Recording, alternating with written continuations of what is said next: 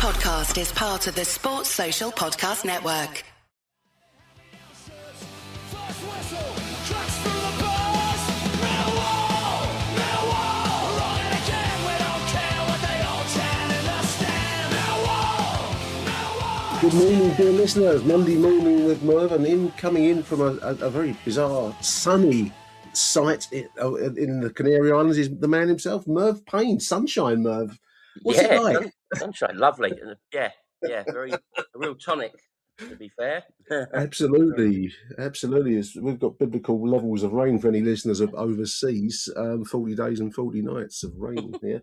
It's not raining today, though, Merv, and Merv's away in the sunshine of the Canaries. So, did you get a sight of the game on Saturday, Merv? Millwall 2, Sheffield Wednesday 1. I did. I ended up sort of sat out watching the world go by with 5 Live on and my phone in the end. I saw I saw a couple of Sheffield Wednesday supporters walk past in their shirts below me, and I thought, Right. I'm hoping, hoping for the best sort of result, because we spent all week, didn't we, catastrophizing about it.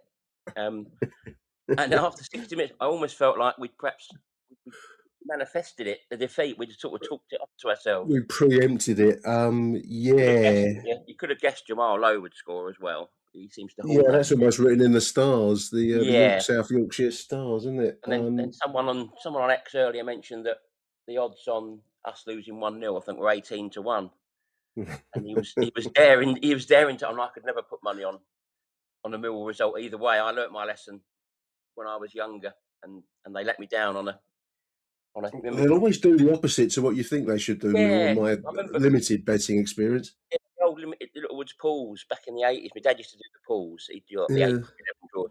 And I one day thought, but on the other side, pick 10 teams to win at home. I thought, well, that could be harder. So one of them was Millwall Oldham. It was in our promotion season. And we were 1-0 up for a bit of the game, and they equalised near the end. It finished 1-1, and they were the only one out of the 10 to let me down. That was the 10th one that you got a payday. Lesson learned there. I'm not doing that again. No. I never even considered putting money on Millwall to lose or even draw, but I was happy. Well, good luck. There was a guy in front of me last home game. I think he had Millwall to beat. Oh, it was Charlton, wasn't it? It was he had 3-0. I think I mentioned on the show he had 3-0 for Millwall. He was on about £1,000 to pay out, but then of course we got the fourth, so that did his betting. So there we go. Let that be a lesson to you all, kids. Definitely. More about the result than the performance Saturday, Merv. I mean, it was a grind of a first half. We had chances, which we should have been taking, because all kind of set piecey type chances for the likes of Taylor and Cooper, and both all pretty wasteful, really. It was a strange, underwhelming performance, especially the first half, and certainly up to and slightly beyond the goal, really. But we came good, didn't we, with that fantastic, the own goal, first of all, was a fantastic crossing from Tommy Watson, who looked dangerous. And then that fantastic strike, which we'll come back to, from Macaulay to make it 2-1. Most unexpected, I must be honest, at 60 minutes when that Jamal Lowe put that goal away. I've got to be honest with you. Well, this is it. I mean, I've said it, and I think a lot of Millwall supporters said it on X as well. That's a game that Millwall teams of previous seasons lose 1-0. Simple as that. You felt like you was watching a recording at some point. It was so depressingly familiar. But you got to praise Alex Neil as well. I think a few people question the fact that he only started with one striker. I think they felt that perhaps Wednesday might have been more there for the taking, but I don't think there is much there for the taking at Hillsborough as they are away from home. They've been getting battered 3 and 4-0 away from home, but at home, they've not been getting. I didn't think they didn't look too bad. I mean, I'm not. No, the reporter guy, the 5 Live reporter guy said he felt that there was they perhaps looked like the shackles were off a little bit, because they knew they were virtually. Well, they've known they've been relegated, they've been down for weeks now, but they know it's nearly mathematically impossible for them to stay up. And he said he felt they looked like the constraints were off, and they were just relaxing and trying their best to sort of just enjoy it, and it almost paid off for them. But yeah, the thing about Alex Neil is, we've said this before, he's not afraid to change things up quite drastically. And we went through all those seasons of Gary Rowett, and we were desperate for. We said it on air. We were desperate for some people, for some width, basically. Yeah. I thought it was always lacking width, and he seemed hell bent on not playing with any sort of width. Everything came through the middle, and quite often just got sort of strangled in the middle. I think the only wide player I think he ever really played. Obviously, Jed Wallace was something of a Well, he was that talisman, wasn't he? yeah, he Especially was, under and I Brown. think, and I always said it. I'm convinced, especially based on what some of the comments Jed Wallace made at the time he played for. I think he went rogue a bit, and I think Rowett let him do it because he was such a good player. But Yeah, yeah. I think the only other wide player we had under the Rowett era was Tyler Bury. I think he came on for a cameo at Well, Blackpool. We'd already got there's a 1-0 name. down. Yeah, I've forgotten him. yeah, there you go, exactly. But now Tune you've into got a show for forgotten names of Millwall history listeners. Tyler Bury is a good one. I you've haven't got dug in that for a while. yeah. I mean, so our last 2 away wins at Wrexham and Sheffield Wednesday, 3 of the 4 goals have come in really, really similar circumstances. We're getting wide, Yeah, putting dangerous balls in the box, and it's either being finished off by our players yeah. or it's causing own goals. There's no coincidence that what Femi Aziz brings to the right, Tommy Watson obviously now brings to the left. You can see what Alex Neil's thinking was in getting him in, because we've got a 2-pronged attack now. They can't just sort of No. can't mark Aziz out the game because that then frees up Watson. Both goals came from Yeah, those danger balls yeah, into those the misses, yeah, zone where yeah, things yeah, happen. From the left yeah. with the Tommy Watson, to equaliser came in off the defender. Mm, So, but it was an assist for Watson, fired into a danger zone, put yeah, in by our own goal striker, and then a wonderful finish for Langstaff. Let's just talk about the opening goal, the Jamal Lowe finish. Merv. Obviously, mm, Crocom's getting a lot of heat yeah, online for spilling the ball. And a lot of people are basically, advocating to bring in Patterson. We haven't seen. I mean, I don't really know the player, so and I don't know how many actually of these voices know the player either, really. But no, no goalkeepers without fault. Every goalkeeper has an error in them, even the very, yeah, very best.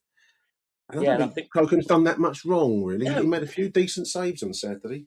he did. Yeah, he does. He's a good. He's proven to be a good shot stopper. And I said the problem with a goalkeeper when they make a mistake is it often ends up as a goal. Yeah, Uh, whereas a striker will get a bit more slack if he misses a chance sometimes. But I think the problem was when we signed Patterson on loan because he's a Premier League yeah, from Sunderland, goalkeeper, didn't he? Yeah, because he's featured in Sunderland's playoff winning squad last year. yeah. Like, maybe some supporters are almost willing us to have a goalkeeping error so we can put him in. But as you say, they might. It'll be interesting to see how Alex Neil responds to that. It will be harsh on Crocombe if he gets dropped for one mistake. Well, I But think also you got to weigh up the damage to team spirit because yes, that's yeah, what's got us into this position. We've said it on yeah, the edition I did yesterday, Merv. mm, And yeah, okay, it was an error on behalf of Max Crocombe. He spilled the ball in front of their their yeah, striker, yeah, and it goes 1-0 down to the bottom team, -7, blah blah blah. But we showed good team spirit and spine yeah, to haul ourselves back into a game where we weren't playing well, and yeah, we actually pressed on and could have had a third because there was the late chance that hit the underside of the crossbar. yeah. Um, that shows real spine, Merv. I think you break Definitely that does. up at Yeah, your peril. Uh, yeah, I agree. unless Yeah, Crocombe's making howler on howler, yeah. then yeah, okay. But at the moment, I don't think he's done enough to justify being dropped. No, Personally no. speaking, would you see We it that said, way? yeah, yeah. We said about the miss, the Coburn miss in the Charlton game. The end result is what's important. If your striker misses an easy chance and you won 4-0, it's not so catastrophic. If your goalkeeper spills and we concede and we end up winning 2-1, again, it's not the end of the world. However, if he No. keeps faith with him and then he drops another ricket against Pompey and we end up losing the game or drawing the game, then it's a different Well, conversation. But that's where you're yeah, judged, especially in the I think people goalkeeping saying, "Oh, position. you should have dropped him," but there's no certainty that Patterson couldn't have an error in him, especially if he's not played much first team football all Well, he'll be season. coming in rusty. I mean, he's Mm, first team football at any level is a different ball game to playing with the reserves, isn't it? The under yeah, 20s or definitely. whatever.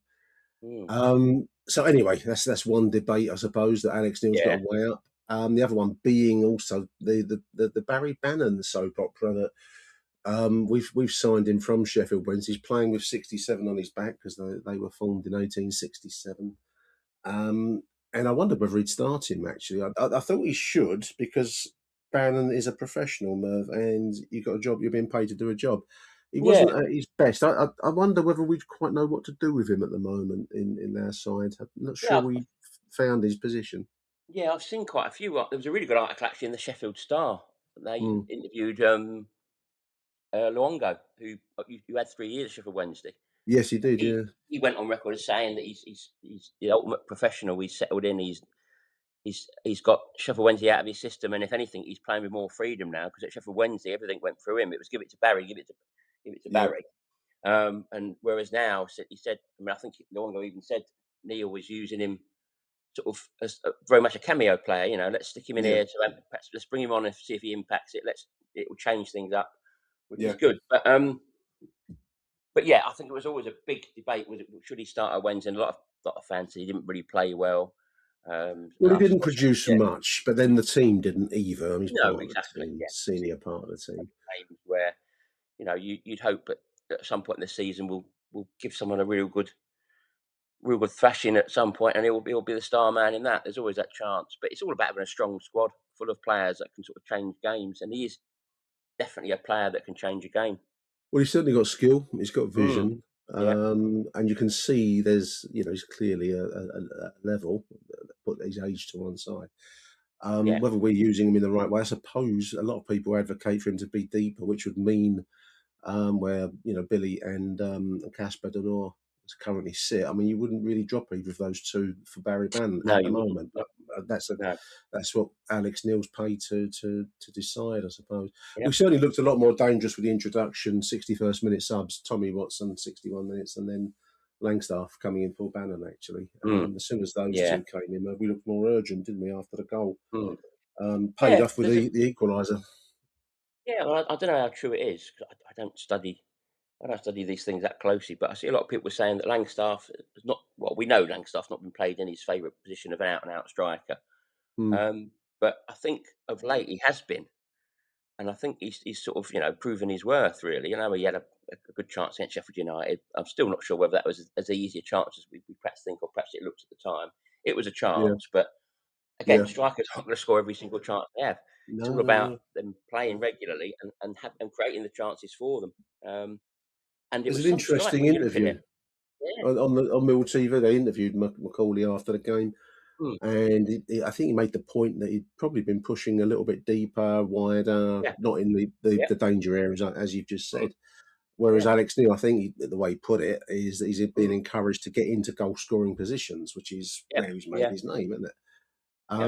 I've got a lot of time for the boy. He's not giving it Yeah. I up. have definitely. Yeah. You know, he's the goal that he's scored, and there's a great still like a slow motion sequence that Tony Mundy has put on Tony. Yes, to I was going to yeah mention that. Yeah. Credit to Tony for that. It was a really good. yeah, and it's like a slowed down Well. frame by frame Mm, shot of him scoring the ball in from Femi on the right, and it comes in, and it's a brilliant strike, Merv. I mean, if someone showed you that and they said, "Oh, that's Dennis Bergkamp in his pomp," look at what he yeah. can do. Look what the boy Yeah. can do. You'd say, "Oh, this is Yeah. the levels that we got to aim at." There's Macaulay Langstaff. I mean, people always refer to his errors, but and some are saying luck. I don't know. You've got to be in the right position, and you've got to make yourself lucky, and you've Yeah. still got Yeah. to catch it right, Merv. I Yeah. mean, it's a brilliant finish I for think it is. 2-1. Yeah, I think the mark of a good striker is someone who will just get anything on the ball to put it in the net. Yeah, That's what it's all about. He's hungry to say however it goes in, rather than making it look good. he kind of And catches it with the outside of his boot, but it's he's, yeah, he sort of twists his he's foot twisting round. into it. Yeah, A yeah, most unusual goal, but brilliant yeah. goal. Um, and And when we signed him, there was like obviously you get all these YouTube show reels of these players and a load of his goals for Notts County. A lot of his goals were these sort of improvised strikes where he just somehow threw himself at the ball. yeah, The Notts County way was just keep pumping the ball forward, just keep lashing it forward and hope that he gets on the end of it. And of course he did yeah. lots of times. Well, you've got to put yourself in the position. I mean, Yeah. there will always be some measure of luck. That's Mm. the football is has luck built into it, It's doesn't yeah, it does. it? Yeah. Fortune don't always favour you. Balls bounce odd No. ways, all sorts of things. But you got to put yourself in the position to get a goal. You got to get the service, which he did in that case, and from Femi on for the winning goal. Mm. And then you got to somehow get it across the line by whatever Yeah. method necessary. And he did it. Mm. I don't know what more he could have done in that situation, but so fair play to Macaulay, and as others have pointed out, Merv, he seems to score big, crucial winning goals. So Yes. Yeah. long may that continue. So 2-1 win then for Millwall at Hillsborough, listeners. It was it was all about the result rather than the performance. But Merv, it does put us into third position at the I know, it's moment. crazy, isn't it? Yeah. A big game coming later on this evening. Middlesbrough playing Coventry. It's first versus second, so we'll see. And as Rob Woodford made the good point yesterday, Coventry are 3 points behind ahead of us, but they do have a massive goal difference. That's the equivalent of a point. So we're effectively 4 points behind Coventry, but still, they're in our sights. It's incredible. Exactly. And I say we don't want to tempt fate, but we've got the next 2 games are at home. Yeah, We've always got to fancy us now at the Den after shaking off some early season sort of wobbles at home. So yeah.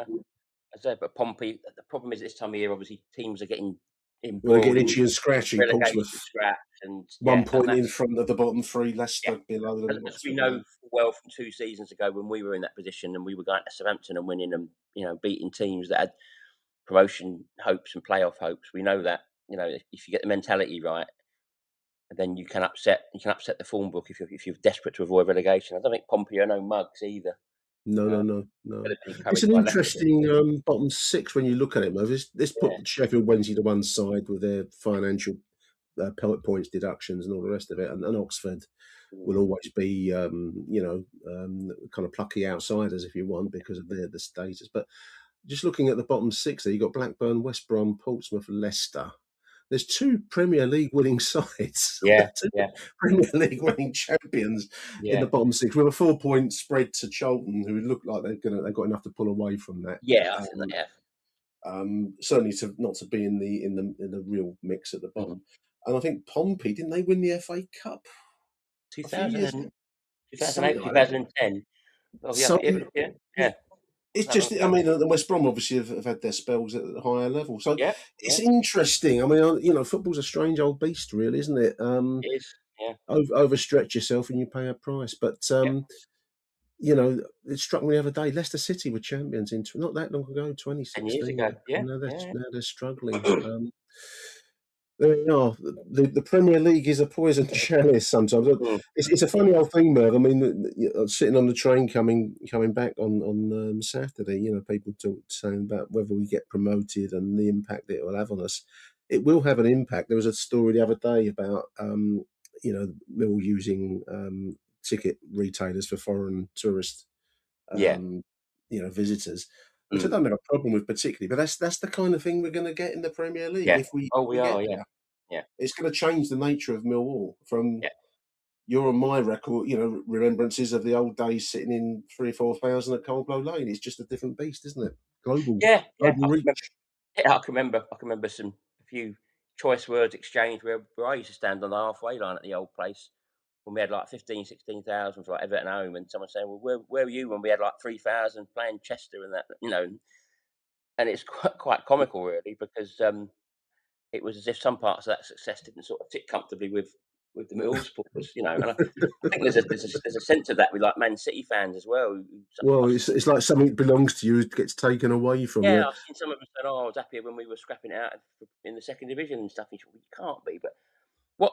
Yeah, I think what worries me, if you look at someone like Wolves, who've gone like weeks and months Yeah, even without a win, and decimated, aren't they? yeah, Yeah. you don't want that sort of situation. But then, as someone pointed out today on X, so they were responding to some comments saying about it'd be too early to go up. We need to wait till next season, and some say it's ridiculous. If you've got the opportunity, then take it because Sunderland, you could argue Sunderland weren't ready last year, and they scraped up in the playoffs, and they're thriving. Well, this is it. Um, I it'll be mean, a yeah, I mean, if that miracle were to happen, it would be very interesting to see how, because obviously we all agree that the running of the club of late has been brilliant. The way yeah, they've changed the whole recruitment culture and the what they've done. ethos. Yeah, Yeah. yeah, and if that's to continue, if that's geared up for Premier League football, that'll be fascinating. But the very, very least is that it should hopefully secure the financial position of Well, the the club, financial stability it brings yeah, is I which mean, we've got anyway. Yeah, I agree. If it's a prospect, and it is a prospect, we've got 14 games to go. yeah, Listeners, we do have the top 2 within yeah, certainly dreams at the moment, but they're not that far away, subject to other results, of course. and then the playoffs, the fraught playoffs. So it's not that it's tantalisingly close. Yeah. Certainly as close, I think, really, Merv, since the McGee days of Definitely. 2001, Yeah, 2, which is definitely. now 25 years ago, Yeah. 24 years ago. So a long while. Let's dream on. Yeah. Why not? Big thank you, Merv, for joining Cheers, me mate. all the way from the Atlantic Ocean out Yeah. there in the hot Mistral wind blowing off the Sahara. Big thank you, Merv Payne. Cheers, Nick. Every sip of Coca-Cola brings you closer to the excitement of the FIFA World Cup 26.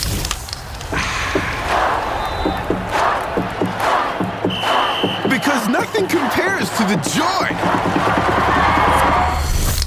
So grab a Coke and drink in the FIFA World Cup 26. No purchase necessary. 13 plus in 50 U.S. states and D.C. with a web-enabled device. Ends March 1st with 8 entry periods. Rules at cokeurl.com/soccer rules. Hello? Well, we are Millwall, and it would appear that doing things the Millwall way does not include doing things the easy way. Despite dominating the first half as well as having more corners than a Icosagen, yeah, go on, look it up, we just couldn't put the ball in the net. Having said that, honourable mentions to Josh Coburn. He led the line superbly, although he might as well wear a saddle for the defender to sit on. Manhandled, was he? More like assaulted every time he got anywhere near the ball. Of course, the home side came out after the break, no doubt with a flea in their ear, and began to threaten our goal. On 60 minutes, Jamal Lowe took advantage of the fact that Max Crocombe was wearing his Teflon-sponsored gloves to give them the lead. The introduction of Tommy Watson and Macaulay Langstaff at the same moment, or just after, paid off 12 minutes later when Tommy Watson's pressure prompted a Sheffield defender to tap into his own net. 1-1, game on. 2 minutes later, Macaulay tapped in at the near post from an Aziz cross to seal the points. So job done. More difficult than we thought it might be, but we now sit in a heady third place, just 3 points behind Coventry. Come on, you Lions. All right, Nick, it's Hassan here. It's 10 o'clock. Just got back to nice and quiet Elton/Blackfen. We got the job done. I think that was the main thing we can take away from today. Going into it, I honestly thought quietly to myself, I didn't say it out loud, that we would win and win well today, considering how we've been performing of late. I kind of, quietly was expecting us to score a good few amount of goals, but as it turned out, it was another difficult showing against a difficult outfit who've got nothing to lose, really, at this moment in time. The first half was very frustrating. I said to the chap next to me, I felt we were sloppy going forward. We had chances, but nothing was clear cut. Seemed to be bobbling around, and no one could really get their foot on it and impose themselves on the game. Coburn had a couple of half chances. Taylor had a free header he should have done better with. I think they had one good shot. Apart from that, we didn't really do much. Negley was ineffective in that first half, as was Doughty. Kramer and Aziz, they done a job on Aziz. I thought their left back really gave him a hard time today. He's going to get that because the league is on attention now. They know that he's a dangerous player. I like Barry Bannon, his movement. It was interesting that Alex Neil started him. I thought he put himself about. He really did. He was trying to close the ball down. He's always shown for the ball, and I think the players, they were giving him the ball. In any other player, I'd be uncomfortable with him having the ball. But he to be fair to him, he virtually never got dispossessed. In difficult situations, he always managed to find a pass. Some people online are saying that why did we even bother signing him? I don't agree with it. I thought he did all right, to be honest. He done what he could. Going into the second half, it was always going to happen, wasn't it, for us to go a goal down against this mob, who I believe haven't scored. I don't think they've scored at home. I don't think they've scored any goal since like Christmas time. It's crazy, but it was always going to happen, wasn't it? And unfortunately, it came from a Crocombe mistake. I watched the goal back, and it's poor to Nick. To be honest with you, mate, it's really poor. The guy shoots from outside the box. It doesn't bobble. It doesn't bounce, and unfortunately, you know, things like that is the reason why he might lose his place. Whether he will get punished for that going into the next game, I don't know. We did win in the end, so I suppose they let him off the hook in that sense. But to be honest with you, that goal changed the whole game, because we immediately made a couple of subs. Dinor, who I didn't think had his best game, and Bannon went off. And let's face it, the two players that came on, they changed it between Watson and Langstaff. I thought Tommy Watson was a breath of fresh air. You can see why the money's been paid for him. The glimpses of quality, the way he runs with the ball, he just glides across the pitch. And for the first goal, if the defender doesn't get in the way of that shot, it's going in the goal for Tommy Watson's first goal for Millwall. So that's all his hard work. And Langstaff, a lot of people digging him out in transfer window, would get moving on. To be fair to him, he comes up with important goals. He's done it a couple of times this season now, more than a couple. Norwich away, Bristol City at home, and now today. So well done to him. I hope that gives his confidence a bit more of a boost. And he does what he does, Langstaff, doesn't he? He runs his bollocks and makes things very hard. Nearly got a third from Mahilo, cannoned off the crossbar. But it was weird, because at the end of the game, the celebrations among the players was very subdued. You know, we're not OTT side when we win. I can't stand managers fist pumping the crowd. I find it cheesy. I love Alexis Neil, just very subtle fist pump. But the players seemed a little bit subdued. There was no hugs and high fives. Only Femi Aziz was a little bit, you know, you can see he was happy, but yeah, a little bit subdued. That I think the players know that they didn't play well, and they know they can perform better, and these are the standards that they're performing to now. But otherwise, mate, for me personally, 6 points in Sheffield this season, done both Sheffield clubs, so I'm happy to tick them off the list, and we move onwards and upwards. Cheers, mate. Hi, Nick. Jim Lettler, mate. Just back from Sheffield. I don't know where to start with that one, mate. I mean, I think most of us probably thought midway through that second half that we were going to be the atypical Millwall of olden days, where we go to a team rooted to the bottom, put in an absolute shit show, come away with nothing, and we're all down and depressed. But just like last week, it seems that other teams want to help us in our push for the top this year. Another own goal. And then obviously Maka, not quite sure what his finish was, to be fair. I only looked at it once, but seemed to fall over on the ball. But anyway, we come out of there with a 2-1 win, and the run continues. I think that, but me personally, I need to maybe start eating a bit of the old humble pie, mate, because I remember sending you a message, I think it was after the Birmingham game, when I was fucking fuming and basically saying that the team still ain't got any bollocks and spine. And I think we're proving at the moment that I don't think we've played particularly brilliantly, probably since Coventry, but we're getting results. And we all know the cliche that successful teams get results when they're not playing very well. And certainly last week and this week, I don't think we've been anywhere near the levels that we were at. Particularly against Coventry, when we were absolutely superb, and obviously came away from there with nothing, and yet we've had 2 away games and got 6 points.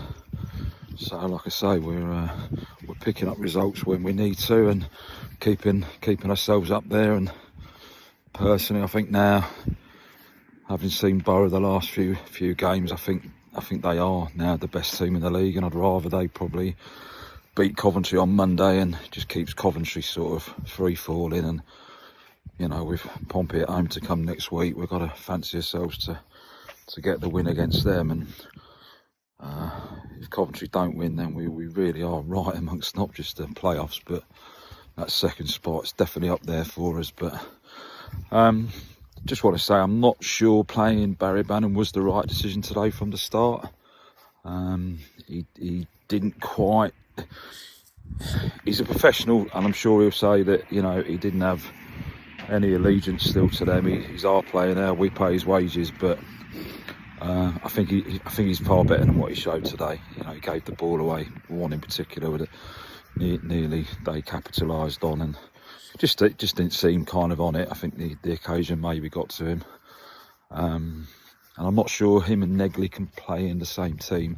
I don't like Negley on the wings, so Alex Neil's got a decision to make there. If he plays them both, it's got to be maybe with a slightly different setup, because we were literally in the first half, everything we were trying to do that down the right hand side, and they worked it out, and they was doubling up on us, and we were getting frustrated. And obviously the goal, their goal in the second half, it's the only criticism I've got of Max Crocombe in our goal, is that sometimes when it looks like it'd be easier to save something, and he saves it, but then he seems to push it back into one of the opposing players, and there's been a few goals like that we've conceded. So I'm not saying it's ready for a change yet, because I think Max has won us a lot of points this season, and obviously we've got more clean sheets than most people, I think. So, but he's someone who might have that little mistake in him in a big game. So anyway, I'm sure Alex Neil will watch them both in training and make a decision if he needs to. So anyway, onwards and upwards, mate. Another 3 points. Come on, you Lions. Nick, Matt Webb here. Hope you're well, buddy. Thought I'd give you a note. It's been a while. On not just the result yesterday, but also where we go from here leading up to the end of the season. Listen, you know, a team that's bottom of the league, haven't scored in this year, this calendar year, so to speak, will always come up against Millwall and either try and nick a result and score a goal. Well, 1 out of the 2 happened, so we'll touch that on a second. But do you know what, mate? This is the difference, is you've been going to games years, I've been going to game long enough. We kind of knew the script. Historically, we knew the script. We would go to these places and we wouldn't turn up. And I'm so pleased that we got a result yesterday against the Sheffield Wednesday team.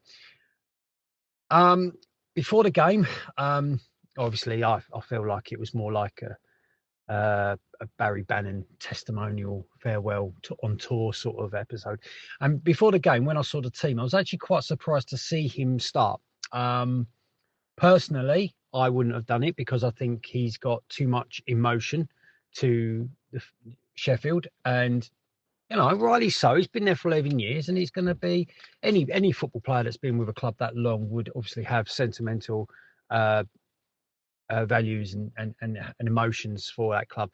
So to start him, I was quite surprised, if I'm honest with you, and I think there was a few Millwall fans on that.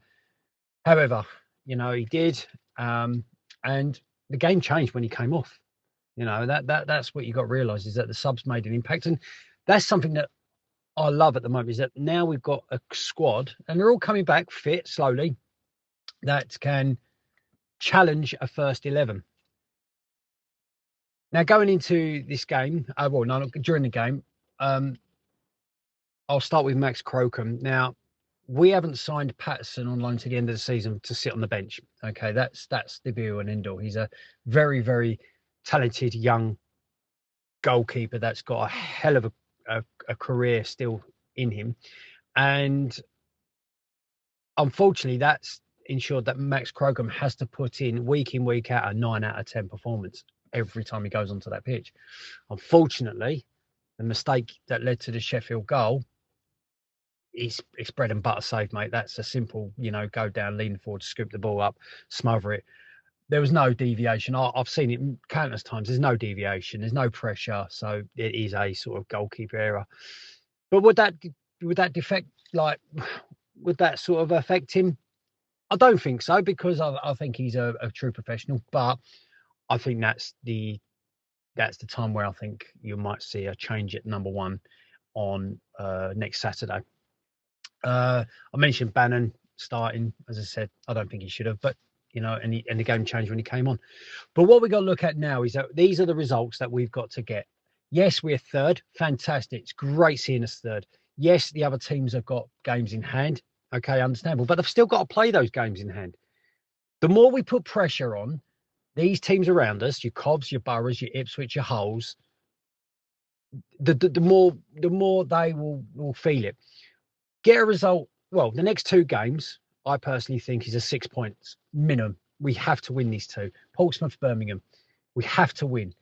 And that will just ramp up more and more pressure on the teams around us so that in March, when we have to go to Hull, and at the end of this month, we have to go to Preston, those teams are going to have these pressures. And on the flip side, we're going to have our tail so high up at the moment that we should go in there with the intention to win these games.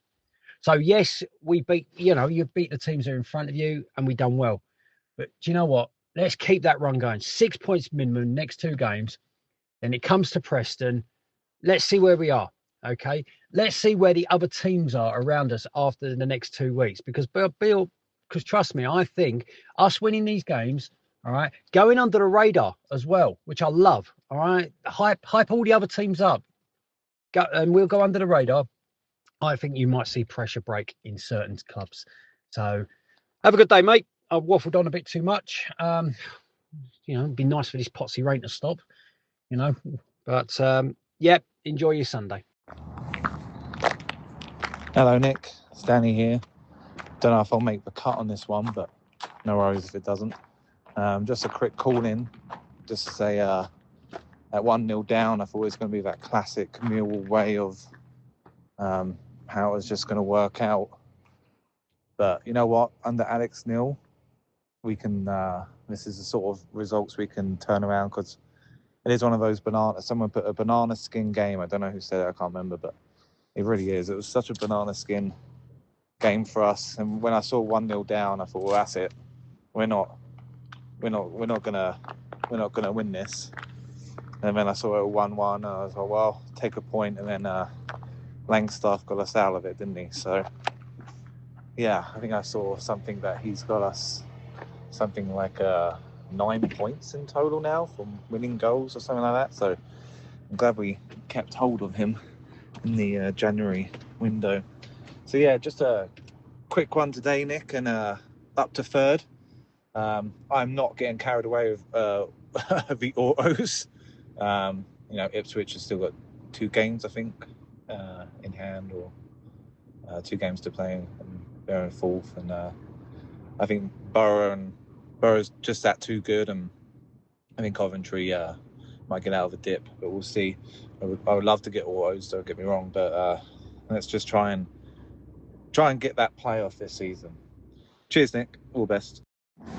Nicola, Bobby T! Fucking hell, mate. Where do I begin with that, mate? Just finished my work, sorry, a bit delayed, but on the 60-minute mark, when that fucking Pompey Wigan ex-cunt, Max Crocombe mistake. I mean, I didn't see it when I get back home tonight, mate. He's obviously tapped it in, and here we go, banana skin. I thought that, but the fucking Millwall way to turn that back into a result, 2-1. They say smash and grab. Apparently, we're all over them. Right, the own goal McGee, I don't know. I don't give 2 flying fucks.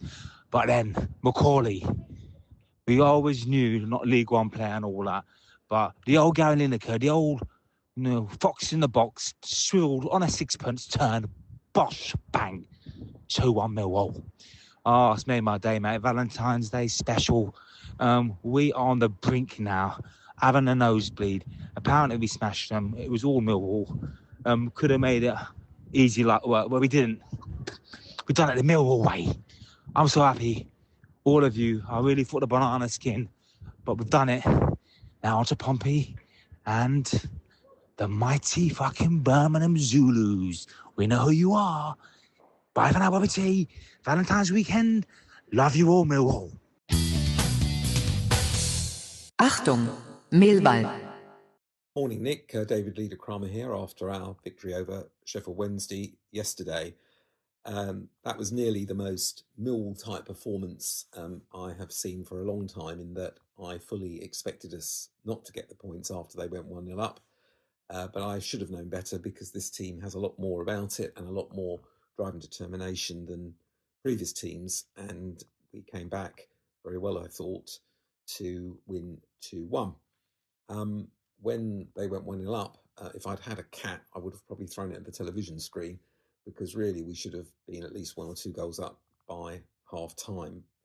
I don't really want to go into the match in too much detail. I think all that really mattered was the 3 points, as Alex Neil very properly said at the end. But I thought that his introduction of the subs was very, very good.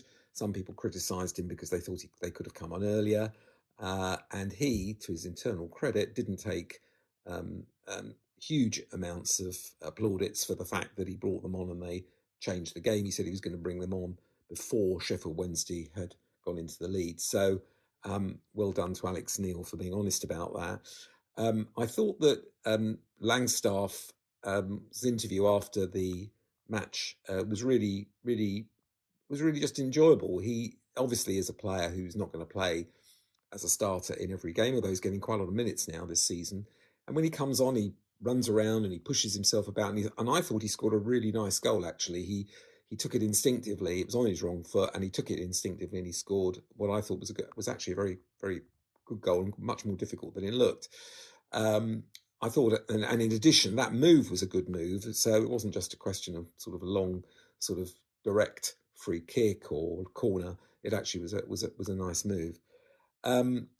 Like everybody else, I was very nervous about this game. We are never at our best when we have to play teams who are 60 points below us. I read somewhere that we now have the second highest points score that we've ever had in our history in the second tier, which is at this point in the season, which is really quite an amazing feat. Okay, so we now have 2 games against Pompey and Birmingham.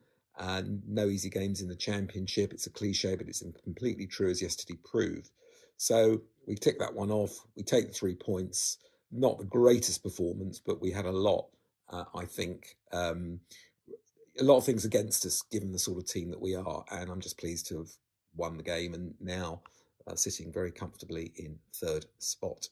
So that's all from me. Hope everyone has a good weekend, or had a good weekend. And come on, you Lions. Evening, Nick. How are we all doing? Good evening, sir. Just some thoughts and feelings, mate, after a long old day today. And a 2-1 win against Sheffield Wednesday over at Hillsborough, down the M1. Mate, I haven't left you a message since the Coventry game. It's been a long, long time, many, many months, many changes since. A few players in, few players out. I remember telling you at the time, I don't think we'll go up, but yeah, that was early in the season. And like I say, happy to be proved wrong, and a lot's changed since then. You'll be happy to know that I am, of course, under the opinion now, especially after today, that we definitely are a worthy promotion team, a worthy top 6 team, I should say. But anyway, on to the game today, mate. My 9-year-old's first away trip, he was absolutely buzzing, and he's still buzzing now. Well happy as Larry to see us win his first away game, I should say. But on to the game, mate. Just thought I'd leave some thoughts and feelings about it, if you don't mind.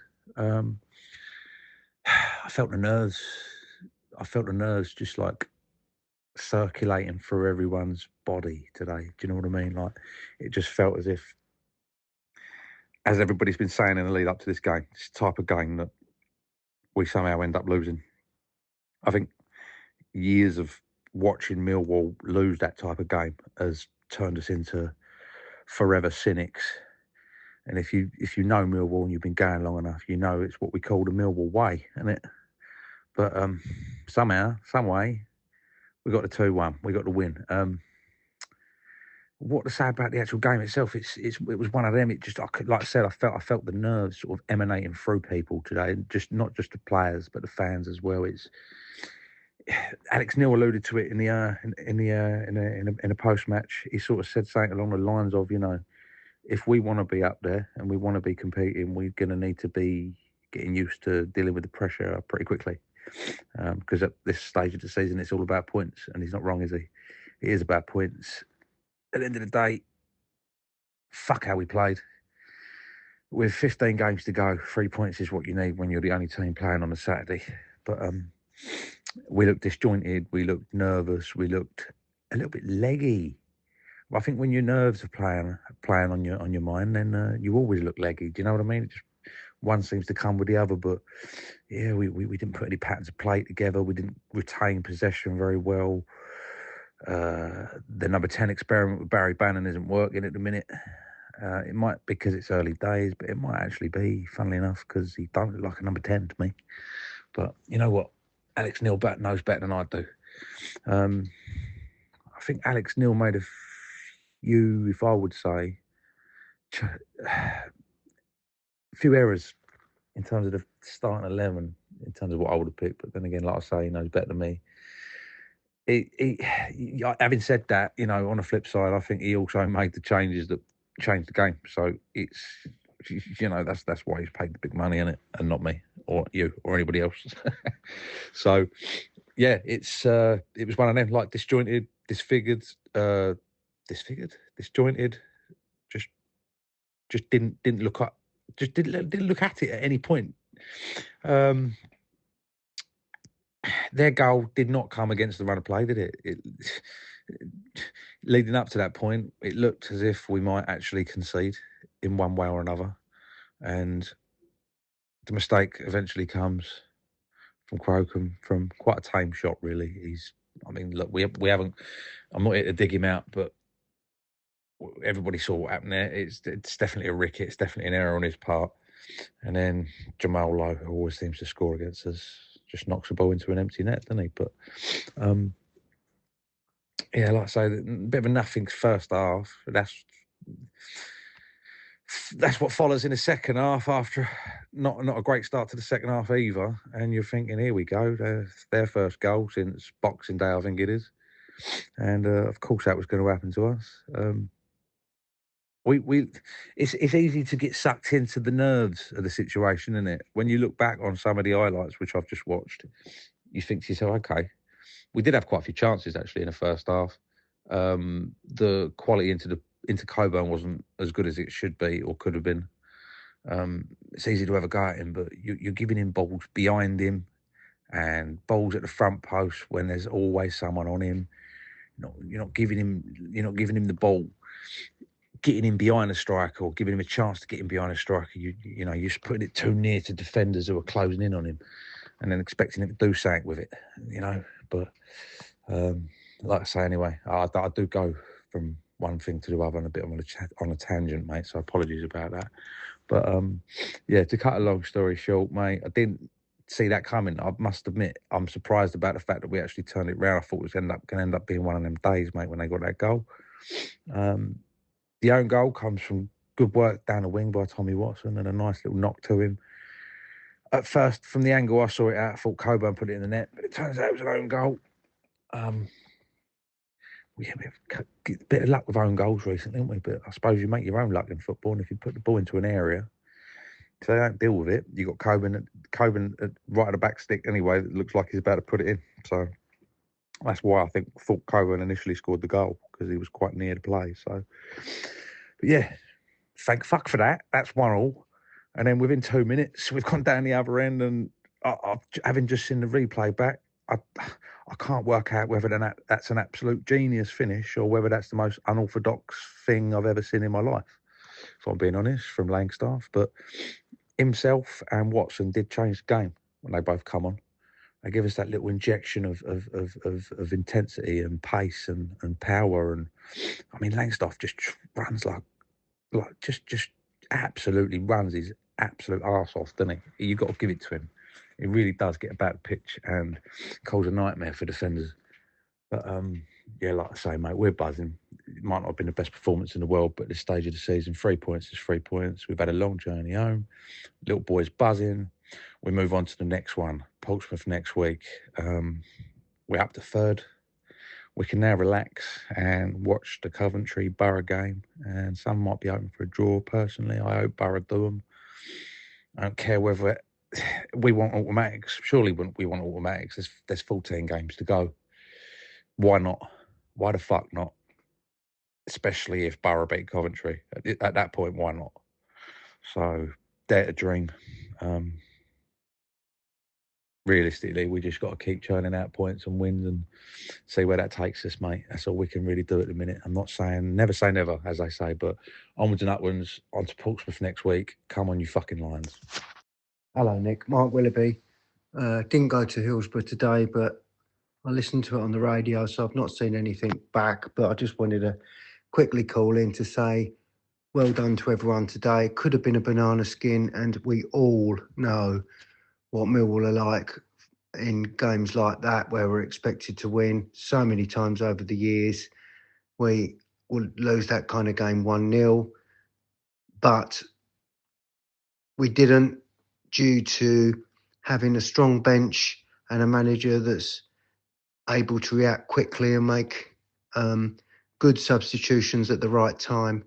As soon as Wednesday scored, a couple of substitutions were made, and both of those substitutions, Watson and Langstaff, were central to the comeback, and brilliant for Langstaff to get his reward and to score the winner. I'm really pleased for him. He deserves it. He's a great pro.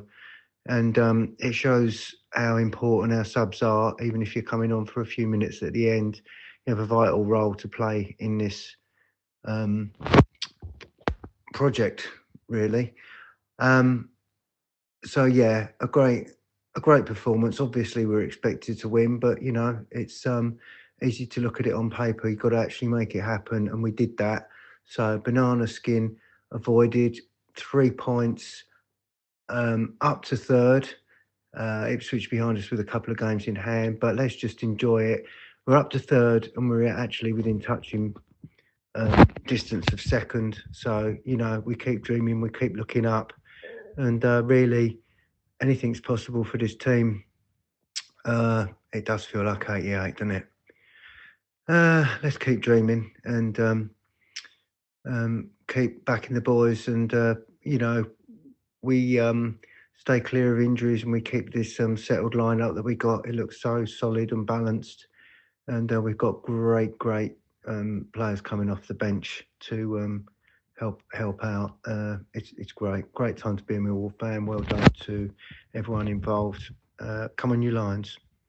Morning, Nick. Just Adam Wicks here, leaving my thoughts after yesterday's 2-1 win away at Sheffield Wednesday. I think really the best way to look at that game is to say that, you know, in many other seasons, we would have lost that game or drawn it probably. I think, you know, we didn't take advantage in the first half when we had, you know, decent possession and should have probably capitalised more. Before they scored in the second half, Cooper had a totally free header that he should have buried. And then obviously Crocombe spills the shot for their goal. It'll be interesting to see what Alex Neil does. I think Crocombe has been excellent, but he definitely has got that. I mean, to be fair, as many goalkeepers do, he does have that in his locker where he does tend to spill a shot straight back to a forward. I mean, he did it at Blackburn, and we've got away with it a few times where he's sort of palmed shots out, and people haven't capitalised. So it's definitely an area of some weakness for him. I'm sure Patterson has his flaws as well. He's not going to be, you know, if he was completely impenetrable keeper with no flaws, he would be playing for Sunderland already, wouldn't he? I suppose they wouldn't have upgraded him. So we'll see. It's a big call for Alex Neil. I thought it's a bit of a weird choice to play Bannon yesterday. I didn't really feel he sort of offered a massive amount for us yesterday. And I think it was probably a bit. We've got enough players that we didn't need to start him. We could have got away with playing without him. I'm not 100% sure of him in that number 10 role as well. I think he has always operated a bit deeper, and I think that's where we should be looking to play him. But again, really, who am I to question Alex Neil, considering where we are on the table? And I think, just finishing off on that, it's great to see, Watson look very lively when he come on. The subs turn the game, and this is becoming a trait with us, isn't it? The subs are having an impact, and they're affecting the outcome of the games we're playing in, and that's, full credit to getting a strong enough squad, and also then to the management team for making the right changes at the right times. Good to see Langstaff get a goal, a bit of an unorthodox finish, but he seems to find those easier to score than tap-ins, doesn't he? So there we go. Anyway, onwards to Portsmouth. I think, with 3 points off Coventry now, I'll be very interested to see what happens to them now. They're under some serious pressure. And I think, as was intimated last week by many, many people, the top two are definitely there to be aimed for. I wouldn't say we're in any stretch favourites or anything like that to get in there, but we're well in the conversation and the mix, and that is an amazing thing. I love that 8-point gap to 6th and 7th as well. That is, hopefully we can stretch that out a little bit further, and then things start looking a bit inevitable from that perspective, don't they? And we can just focus on chasing the top two down, which will be quite good fun, I think. Anyway, like I say, onwards to Portsmouth, and hopefully another 3 points, but it'll be a tough game. Anyway, come on, you Lions. Oh, hi Nick. It's Martin Colwell here. Welcome all. Ringing about yesterday's win at Sheffield Wednesday. Didn't go to the game. Saw it on the stream, the Millwall stream. Thought we struggled a bit first half, although we were dominant in possession, which we probably don't like. I thought we struggled really to do anything that meaningful. I thought Sheffield Wednesday gave it a go. They were up for it and they were giving it a go.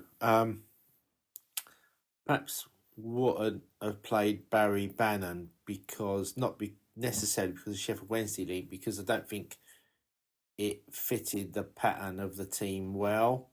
I think he's a player that plays when Billy Mitchell or Casper De Norre are either injured or perhaps are running out of steam or not having a good game, and he comes in and plays there, perhaps for 25 minutes at the end. I thought we lacked a bit first half. Thought it was a drab first half, really, lacking in the quality we needed. And I thought that that brought anxiety to the team, because there's all been this talk about Sheffield Wednesday are the worst team in the division by far, and that we need a bank of 3 points. I think that puts pressure on a team, particularly if they can't get that early goal. And I think at half time we were thinking, well, are we going to mess this up? Because there's been all this talk in the week about the banana skin effect. But yeah, I think we probably could have changed it at half time and gone 2 up front, brought Ivanovic on, and perhaps changed it a bit in midfield. But there you go. But we had chances. Thought some players were really off it. Thought Billy Mitchell was probably the best player on the pitch, but I thought we kind of struggled a bit all round. With the goal we conceded, that in the end did wake us up, mainly because we brought on substitutes. It's a shot. It's a shot through a crowd of players. I thought Billy Mitchell probably should have blocked it, but he came through a crowd of players, and the goalie saw it late, and it hit the ground, a couple of yards in front of him, which makes the ball not only skid, but can make it spin as well. Anyone who's played football knows that it skids and spins in those sort of conditions. But yeah, he made a hash of it, didn't he? And they scored from the rebound. And I think that sounds the time that we bring in Patterson, because I think Patterson is the better goalkeeper anyway, based on what I've seen of his performances in the past. And, you know, I think it gives Alex Neil the chance to bring him in after that error. And I know everyone makes mistakes, you know, all the time in life. But yeah, I mean, we don't need that really at this stage of the season, do we? But anyway, we brought on the subs, looked a bit more lively. You know, were pressing, having chances, but too many players having a off game, I thought. But yeah, I mean, Watson managed to get that ball in, and the defender made a hash of it, and we're back in it. And then the second goal, Femi Aziz thought he struggled all game really, but there was his best moment, and he got in there, he got the ball in, and Langstaff got on the end of it. I mean, I don't know whether he meant to do that or not with the finish, but it worked. I mean, maybe if he caught it flush the goal, he saves it. I don't know. But yeah, it's there. Should have gone on to get more. I know Ivanovic hit the ball that just didn't cross the line. But yeah, we should have buried him from there. And then he got itchy and scratchy at the end, didn't it? You know, we looked a bit like we're hanging on. And but we got away with it. Struggled through the game, really. But got away with it. And that's what a good team does, doesn't it? It wins when it's playing not well. But we got there, and we got into third place. And albeit teams have got games in hand, but, you know, they've got to win those, and they've got to play midweek and win those. And also it gives us that gap between 7th as well, doesn't it? You know, that's a nice gap now. In terms of going forward, I think the team should be Patterson in goal, Kramer, Taylor, Cooper. And I think I'll put Zach Sturge at left back. Thought Elfie Doughty struggled a bit, so I'm going to put Zach Sturge in against Portsmouth. In midfield, Billy Mitchell and Casper Denoir. On the right, Femi Aziz. On the left, I might start Watson and then give him a go from the start, and then perhaps bring Doughty on. And then I think I'll play Negley up front and Coburn. But if we're struggling for goals, perhaps put Ivanovic on and take either Watson or Negley off. And I think that's probably the best 11. I don't mind Ivanovic playing instead of Coburn, but in a physical game against Portsmouth, it's probably Coburn who starts. But yeah, I mean, it's all looking good, isn't it? And it's all looking positive. And as I say, we're winning games where we're struggling, and we wouldn't have done that last season, would we? We know we wouldn't have, because of some of the defeats we had. So all credit to Alex Neil, and Alex Neil we trust. I know we can't please everyone, and social media was invented so that people could criticise other people, you know, in the main. But yeah, I mean, he's doing a very good job, and we have to be with him, and we have to go with his selections. And he did change it, and the substitutions work, either by hook or by crook or by luck. They worked. So we have to be positive about that. We've got some nice... we've got a couple of home games coming up now, so it's a chance for us to pick up even more points and make that gap even bigger. So, come on, you Lions. Hey Nick, Glenn here, just calling in after the Sheffield Wednesday game. I want to focus on two things really, Max Crocombe and Barry Bannon. Max Crocombe made a huge mistake, a very poor mistake, let's be honest.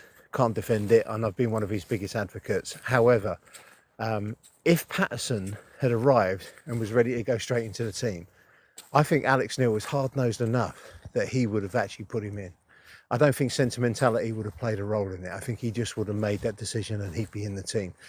So I'm wondering, like, has Patterson turned up and actually looked way more undercooked than they thought he would be? On top of that, Crocombe, up to, you know, recently, and apart from I think it was the Blackburn game, has actually played very well. consistency in his kicking is probably his weakest part, but from a shop stopping perspective, he's been fantastic. Today's mistake was terrible. He'll know that. I think another mistake like that, and he deserves to be hooked. But let's be honest, we don't know how Patterson is turning out in training, and maybe the situation is worse than we realise, and he's nowhere near ready for that. Maybe George Evans is probably next cab on the rank, but we'll see. I mean, we don't know, and we'll have to trust Alex Neil and his team to make that decision. But in my opinion, I don't think Crocombe should be hooked. Second one, Barry Bannon. I'm not sure. It was against his old club. Maybe hard to judge him on this game. But I've seen a substitute appearance now and then a start. I've not been hugely impressed. When it comes, he's been brought in to be the key that unlocks defensive formations. I didn't see anything today that made me think that he's any better than Bangura Williams, for example, at that. And now another player that he's replaced that does a different job. Of course, Langstaff comes on and scores us a really good poacher's goal, and full credit to him. Although I wouldn't say that you would necessarily expect Langstaff to unlock a defensive formation like Sheffield Wednesday were today. Right now, for me, jury very much out on Barry Bannon. Not sure what we're seeing there. Maybe he just needs a bit more time to bed in. Maybe it's a bit too soon for him to be starting, in all honesty.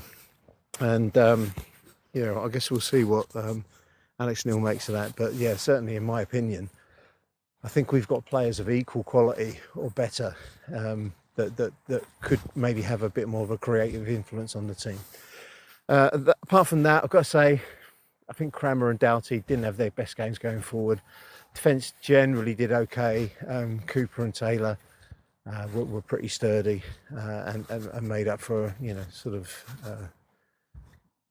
Wednesday's attacking flair. And I've got to say, I think that the Swedish lad and Jamal or Lamal, sorry, I should say, who played up front for Wednesday looked pretty good. I believe they were players that we'd looked at. Anyway, that's it for now. Come on, you Lions, on to the next game. Good win. Achtung, Millwall. Who do you want to watch?